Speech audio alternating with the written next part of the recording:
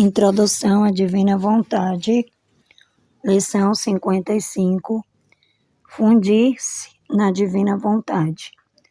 Nos escritos da Divina Vontade, Jesus fala frequentemente de fundir-se em sua vontade, ou seja, em seu querer, o que resulta em viver no reino de Deus na Terra. Analisado na lição passada e que se concretiza naquilo que recebeu o nome de girar. Toda a atividade da alma que se funde nesta divina vontade ou querer divino possui unicamente duas linhas de ação. A primeira voltada para Deus e a segunda voltada para o homem, o que também foi mencionado na lição anterior. Mas o que é fundir-se? Poderíamos defini-lo em uma única frase. É uma troca de vida que Jesus menciona de muitas maneiras para nossa melhor compreensão. Vejamos algumas. Sim, a esperança faz a alma chegar até onde deseja. A esperança é a porta do céu. É somente por meio dela ela se abre, porque quem tudo espera, tudo obtém.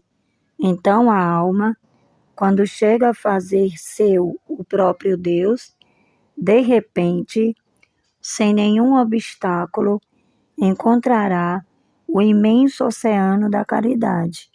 E aí, levando consigo a fé e a esperança, mergulhará nele e fará uma só coisa comigo, seu Deus.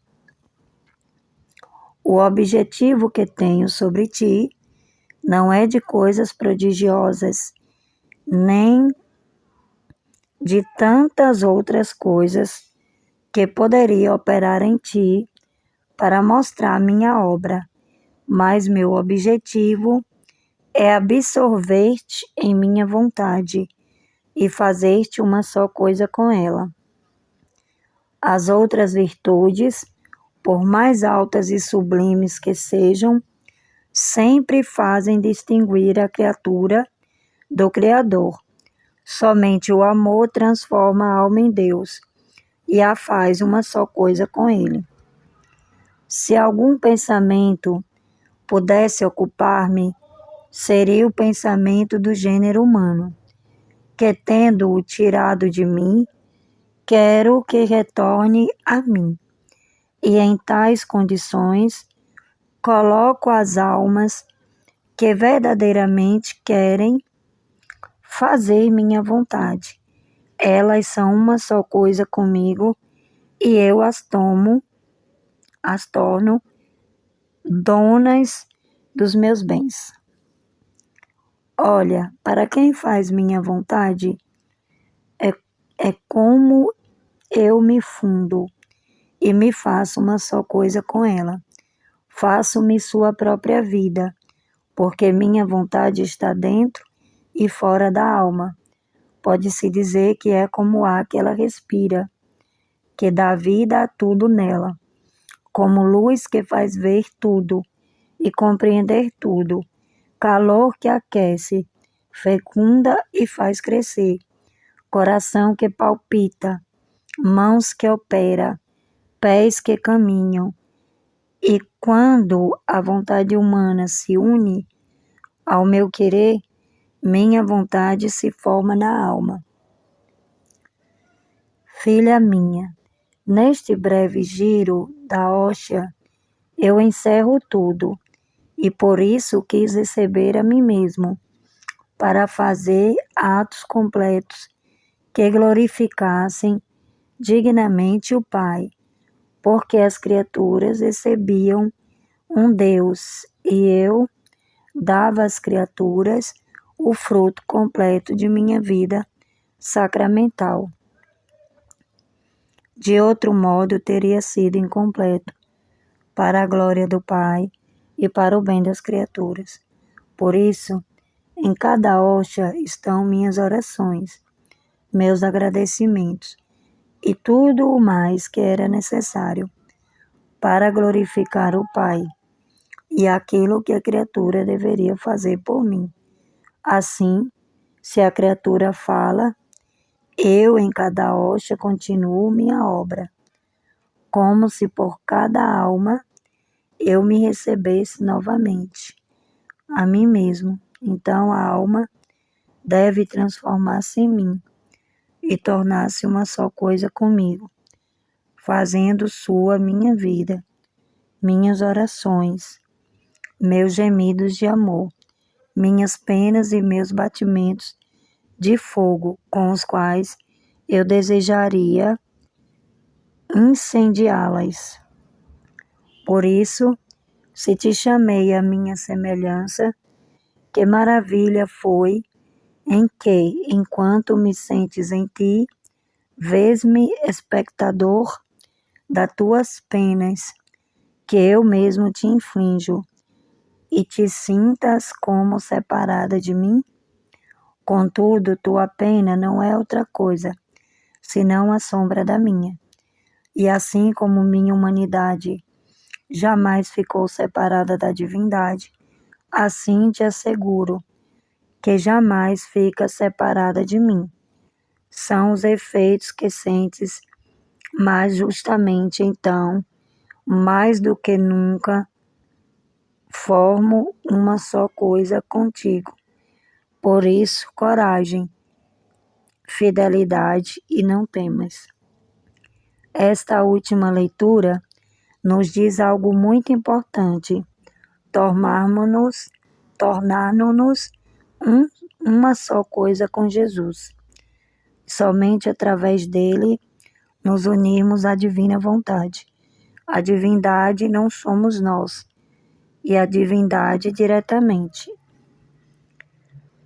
Recordemos aquilo: ninguém vai ao Pai senão por mim. João 14,6. E como para ele tudo é nossa vontade, assim para nós assentimos em todo o nosso ser divino, no batimento, no movimento, não sabemos fazer nada, nem queremos fazer nada, sem quem vive em nosso querer. Nosso amor é tanto que a fazemos correr em todas as nossas obras, e junto conosco mantém e participa de nosso ato criador e conservador. Assim, ela esteja junto conosco para fazer o que fazemos e querer o que queremos. Não podemos deixá-la de lado, sendo uma a vontade que possuímos, o amor, o ato que fazemos, e é propriamente isso, o viver em nosso querer, viver sempre juntos, fazer uma só coisa. Era esta a necessidade que sentia nosso amor, ter a companhia da criatura, alegrarmos-nos juntos, tê-la em nosso regaço, para nos fazermos felizes juntos. E como a criatura é pequena, queremos dar-lhe nossa vontade, para ter ocasião em cada ato seu, de lhe dar nossa vida, nosso ato, nossos modos, nós por natureza e ela por graça. E esta é nossa alegria, a maior glória para nós. Parece-te pouco dar nosso ser, e que a criatura, não podendo contê-lo, porque é pequena, nos dá novamente junto com ela, e nós novamente voltamos a nos dar? É um contínuo dar-nos mutuamente, e isso faz surgir tal amor e glória que nos sentimos como recompensados por ela, por lhes termos dado a vida. Por isso, em cada coisa que faz e na qual não faz entrar nossa vontade, é uma dilaceração que sentimos, um direito que sentimos, ser-nos tirado uma glória e uma alegria que podemos, portanto, ser atenta e faze com que tudo se torne para ti vontade divina. Para quem vive completamente em meu querer divino, é tão grande o amor que transforma as ações da criatura, e acontece uma troca de vida entre Deus e ela, troca de ações, de passos, de batimentos. Deus fica unido à criatura e a criatura a Deus. Torna-se seres inseparáveis, e nesta troca de ações e de vida, formam-se o jogo entre Criador e criatura. Um se entrega ao poder do outro, e neste entregar-se mutuamente, julgam de modo divino, fazem-se felizes, fazem festa, e Deus e a criatura gloriam-se, sentem-se vitoriosos, porque nenhum perdeu, mas um venceu o outro, porque em minha divina vontade ninguém perde, as perdas não existem nela. Nestas duas últimas leituras, vê-se claramente que, estando unidos na divina vontade, existe unificação dos atos, ou seja, a criatura torna-se uma com Jesus e com seus atos. Como poderia haver unificação de vida se esta vida não levasse consigo os próprios atos? O que se segue disso é totalmente previsível. Uma vida, um ato, mesmo menos efeito. Agora sabemos o que significa fundir-se. Por isso, para Jesus este ato é tão importante, e sua finalidade ter vida no ad extra, para estabelecer esta relação de amor com a divindade e através da criatura. Algo importantíssimo é que a criatura não se dissolve, não perde sua individualidade. Fomos criados com determinadas características específicas para que pudéssemos viver determinados aspectos de sua vida. Assim, Ele a vive através dos meus próprios atos. Não ficamos anulados, mas fundidos, para o qual é indispensável que sejamos da mesma matéria, como duas chamas que se unem, enquanto estão unidas parecem uma só, agem como uma só. Mas ali estão as duas, não se diluíram, e se chegassem a separar-se, ver-se-ia que não se perderam, nem desapareceram. Isso é o que acontece com a fusão da vontade divina com a humana. Jesus diz a Luísa: filha minha, o fundir-te em minha vontade é o ato mais solene, maior e mais importante de toda a tua vida. Fundir-te em minha vontade é entrar no âmbito da eternidade, abraçá-la, beijá-la e receber o depósito dos bens que a vontade eterna contém. Mas ainda assim que a alma se funde no supremo querer, todos vão ao seu encontro para depositar nela tudo o que possuem, de bens e de glória, os anjos, os santos e a própria divindade. Todos depositam, sabendo que depositam naquela mesma vontade, onde tudo está seguro. A alma, ao receber estes bens, com seus atos na divina vontade, os multiplica e dá todo o céu, dupla glória e honra. Assim como fundir-te em minha vontade, coloca em movimento céu e terra, uma nova festa para todo o Empíreo. E como fundir-se em minha vontade, é amar e dar por todos, e cada um, sem excluir ninguém. Minha bondade parte, não se deixa vencer.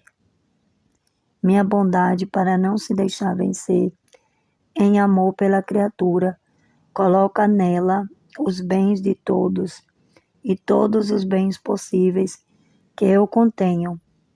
Não pode faltar espaço onde colocar todos os bens, porque minha vontade é imensa e presta-se a receber tudo. Se soubesse o que fazes e o que acontece ao fundir-te em minha vontade, derreter-te-ias de desejo de fundir-te continuamente. Depois eu pensava se devia ou não escrever o que está escrito acima. Eu não via necessidade, nem importância nisso, sobretudo porque a obediência não me havia dado ordem para fazê-lo. Então, meu doce Jesus, movendo-se em meu interior, disse-me: Filha minha, como não é importante fazer conhecer que eu fundisse em minha vontade a viver nela. A alma recebe como depósito todos os meus bens divinos e eternos. Os próprios santos competem para depositar seus méritos na alma fundida em minha vontade, porque sentem nela a glória e o poder de minha vontade, e se sentem glorificados de modo divino pela pequenez da criatura. Escuta, filha minha, o viver em minha vontade supera em mérito o próprio martírio. Mais ainda, o martírio mata o corpo.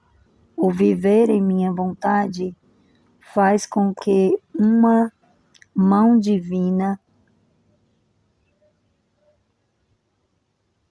que a própria vontade, fique morta e dá a nobreza de um martírio divino. E cada vez que a alma se decide a viver em minha vontade, meu querer prepara o golpe para matar a vontade humana, formando assim o nobre martírio da alma. Porque vontade humana e vontade divina não fazem aliança juntas. Uma deve ceder lugar à outra, e a vontade humana deve contentar-se em permanecer extinta sobre o poder da vontade divina. Assim, cada vez que te dispões a viver em meu querer, dispõe-te a sofrer o martírio da tua vontade. Vê então o que significa viver e fundir-se em minha vontade, ser amar-te contínuo de minha suprema vontade? E isso te parece pouco e sem importância? Volume 17, capítulo 27. Estava segundo meu costume, fundindo-me no santo querer divino, para depois fazer minha adoração ao meu bem crucificado.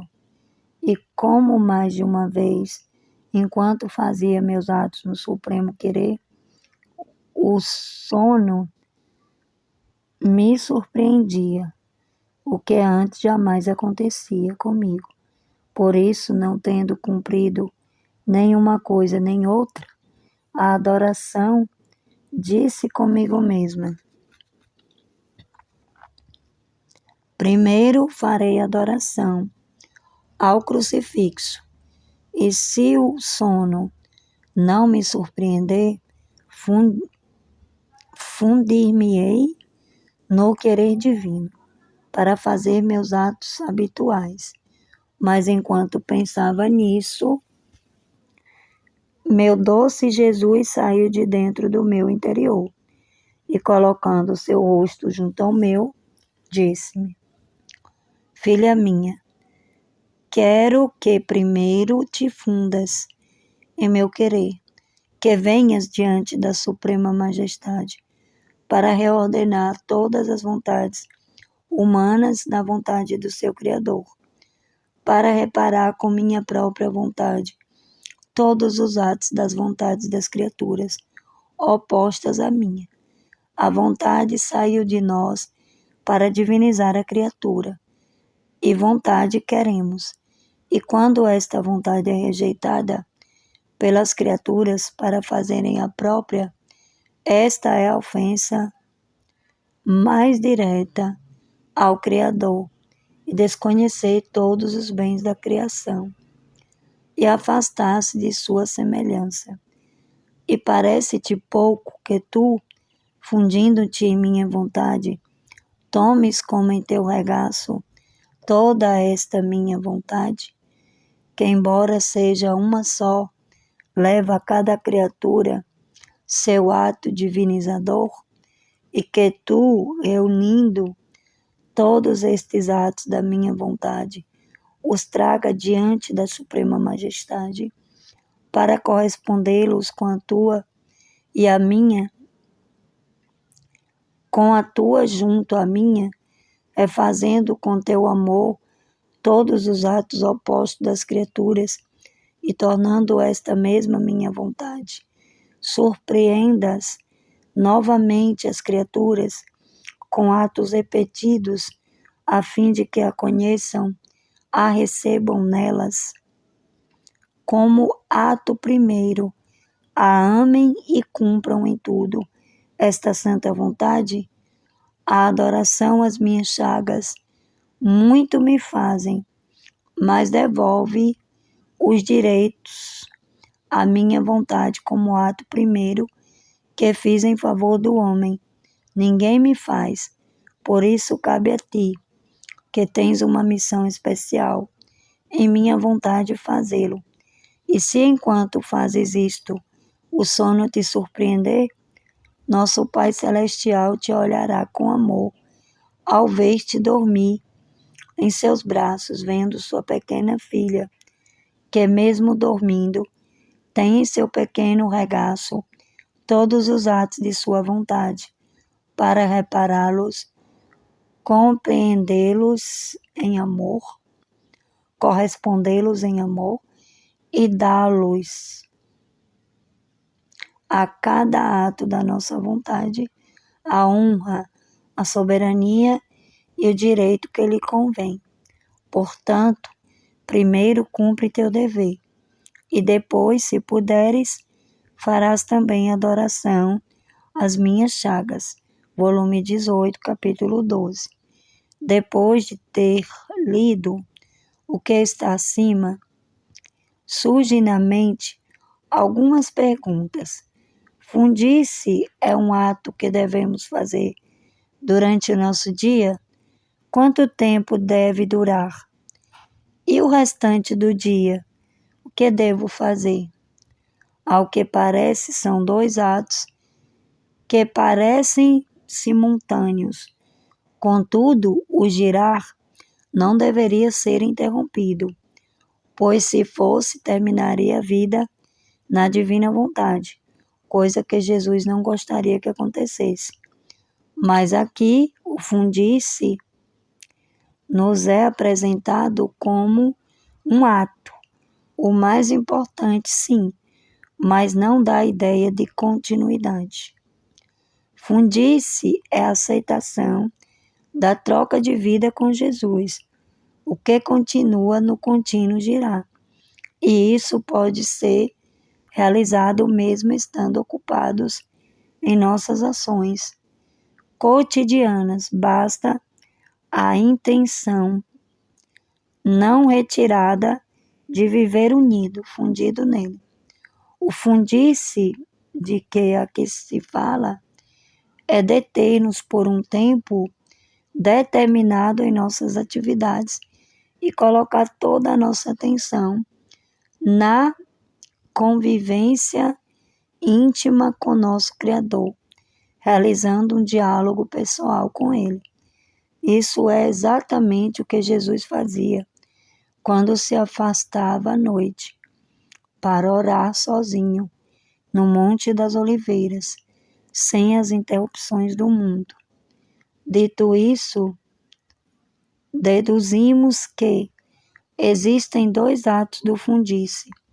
O primeiro é a decisão firme de trocar a vida com Jesus, e que continuará com contínuo girar.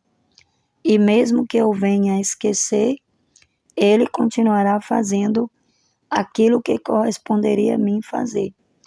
E uma vez percebido o esquecimento, fazendo o ato atual, ele o dará como se tal comissão não tivesse existido. Omissão, perdão, não tivesse existido. Não nos esqueçamos, o ato mais importante do nosso dia é este, fundir-se.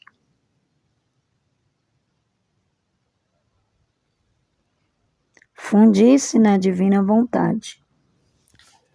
Na lição 55, em um dos pontos mais profundos de toda a espiritualidade da divina vontade, o significado de fundir-se no querer divino não se trata apenas de uma oração, de um sentimento espiritual ou de uma devoção particular.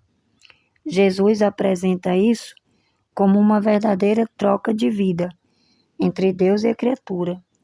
Esta lição revela o coração do viver na divina vontade. Fundir-se significa permitir que a vontade humana entre na vida da vontade divina, até que ambas passem a operar juntas. Não quer dizer desaparecer, perder a personalidade, deixar de existir ou tornar-se Deus por natureza. A criatura continua sendo criatura, mas sua vontade deixa de agir isoladamente e começa a agir unida ao Fiat divino. É semelhante ao ferro colocado no fogo. O ferro permanece ferro, mas participa das propriedades do fogo. Torna-se luminoso, quente, ardente, penetrado pelo fogo. Assim, acontece com a alma. Ela continua humana, mas passa a viver mergulhada na divina vontade. Jesus explica que o fundir-se é uma troca de vida. Isso é extremamente profundo. Normalmente pensamos, amamos, decidimos, agimos com nossa própria vontade humana.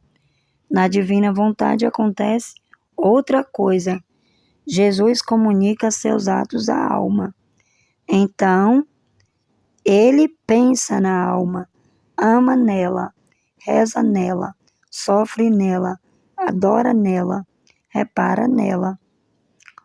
A criatura oferece sua vontade, seus atos, sua liberdade, seu amor. E Jesus oferece sua vida, seu querer, seus méritos, seus atos eternos. Forma-se então um intercâmbio contínuo. Jesus diz: meu objetivo é absorver-te em minha vontade e fazer-te uma só coisa com ela. Isso revela que o maior desejo de Deus não é apenas que a criatura seja boa, virtuosa ou piedosa. O objetivo final é que a criatura viva unida à própria vida de Deus. Toda a criação foi feita para isso. Adão, antes do pecado, vivia exatamente assim. Sua vontade estava fundida na divina vontade. Seus atos eram eco dos atos de Deus. Ele vivia em perfeita harmonia com o céu. O pecado rompeu esta união. Jesus veio restaurá-la.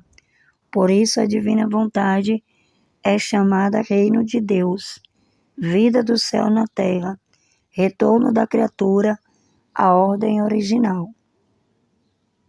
Jesus diz: as outras virtudes distinguem a criatura do Criador. Somente o amor transforma a alma em Deus. Isso significa A virtude santifica, o amor divino une. Uma pessoa pode ser paciente, humilde, obediente, penitente e ainda assim permanecer distante da intimidade divina.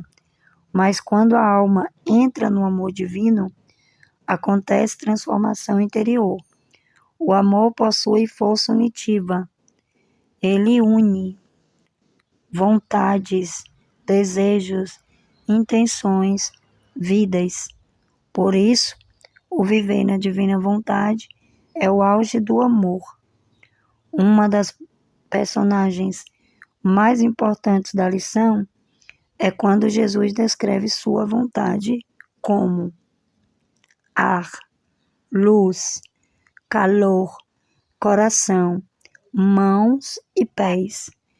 Isso quer dizer que a divina vontade não atua apenas em momentos espirituais. Ela quer tornar-se respiração da alma, movimento interior, princípio da vida humana. Assim como o corpo vive do oxigênio, a planta vive da luz, o coração mantém o corpo vivo. A alma deveria viver da divina vontade. Sem ela, o homem vive espiritualmente sufocado. Jesus explica que em cada hóstia ele continua adorando, agradecendo, reparando e amando o Pai. Mesmo quando a criatura não corresponde, Jesus continua sua obra. Mas ele deseja algo maior, que a alma se transforme nele. Ou seja, que a criatura faça seus os pensamentos de Jesus, os sofrimentos de Jesus, os gemidos de Jesus, os atos de Jesus. Isso é o verdadeiro viver eucarístico.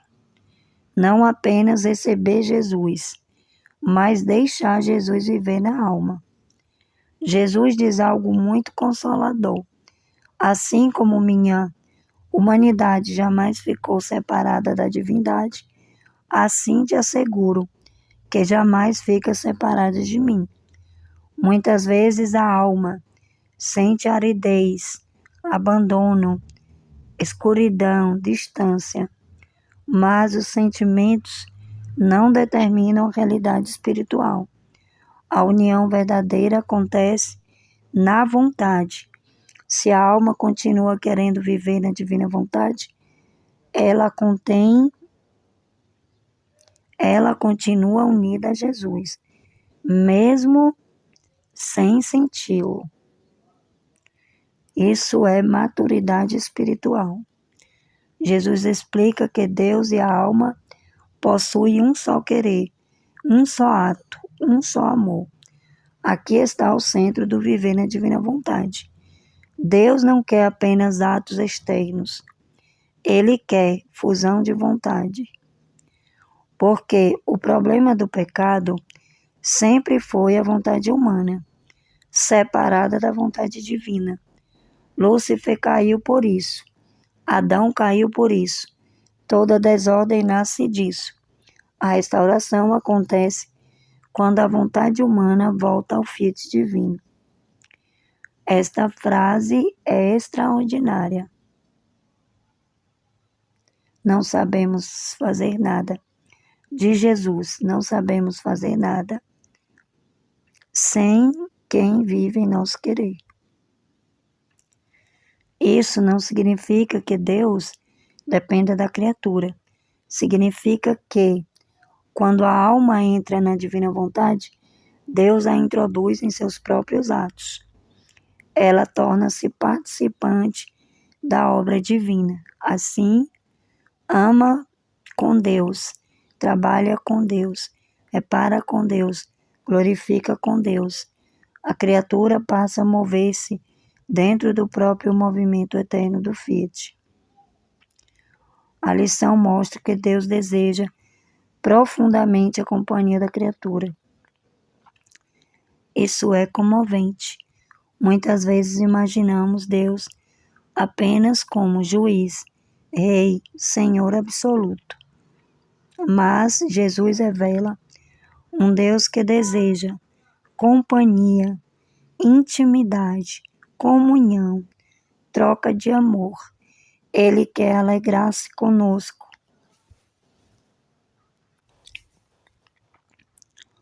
O viver na divina vontade é uma vida de convivência com Deus. Jesus fala de troca de passos, troca de batimentos, troca de ações. Isso significa que cada ato humano pode tornar-se ato divino por participação. Por exemplo, trabalhar, cozinhar, caminhar, sofrer, rezar, descansar. Tudo pode tornar-se vida divina quando unido ao Fiat. Nada mais é simplesmente humano. Tudo pode adquirir valor eterno. O texto insiste muito nisso. A alma não desaparece, não perde a identidade, não deixa de existir. Ela continua sendo única. Deus quer precisamente aquela alma, com sua personalidade, sua história, suas características próprias. A união não destrói, a união aperfeiçoa. A imagem das duas chamas é perfeita. Quando duas chamas se unem, parecem uma só. Ilumina juntas, movem-se juntas. Mas continuam existindo duas realidades. Assim acontece entre vontade humana e vontade divina. A criatura continua criatura, mas agora vive totalmente penetrada pelo querer divino. Jesus diz: funde-te em minha vontade.